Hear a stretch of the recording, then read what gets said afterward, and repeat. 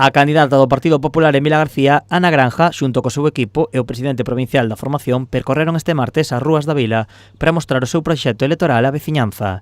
Precisamente, esta proximidade é o eixo principal do programa electoral da Popular, que aboga por un goberno municipal que escoite os problemas da veciñanza e non que viva de costas a él, como critica que fai o goberno de Alberto Varela. Que la gente piense que este gobierno va a ser distinto al que hay ahora. Va a ser un gobierno más cercano. Vamos a hablar con todo el mundo. Vamos a contar las cosas y además a que ellos nos cuenten qué quieren. No hacer lo que una imposición. Se me ocurre una idea ahora, hago esta calle peatonal y la hago sin preguntar a taxistas, a vendedores, a lo que sea.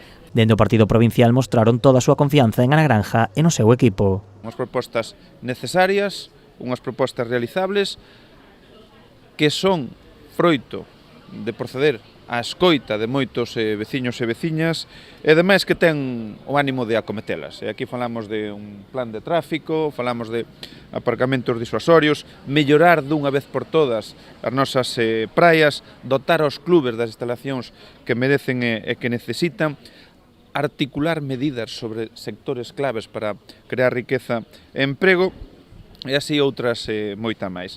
Os populares tamén aseguran que o seu partido se cumprirá por completo, criticando que o goberno actual promete máis do que cumpre. Todas esas propostas que se recollen no programa vanse a cumplir, polo tanto, eu creo que é o momento de que apostar e confiar no Partido Popular para que Vilagarcía abandone o camiño do retroceso. Y así llevamos 8 años hablándonos de obras que no se hicieron ni en el 16 ni en el 18 y que ahora las volvemos a vender.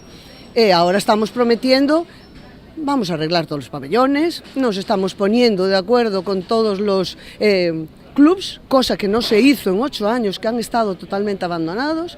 Tanto hablamos de lo que sea, aquí ahora es vender, vender y vender. Os populares defenden que Ana Granja e o seu equipo son a mellor opción para que Vilagarcía avance e o faga na dirección que queren os veciños. Tamén para unha Vilagarcía que creza no seu conxunto sen deixar de lado as parroquias.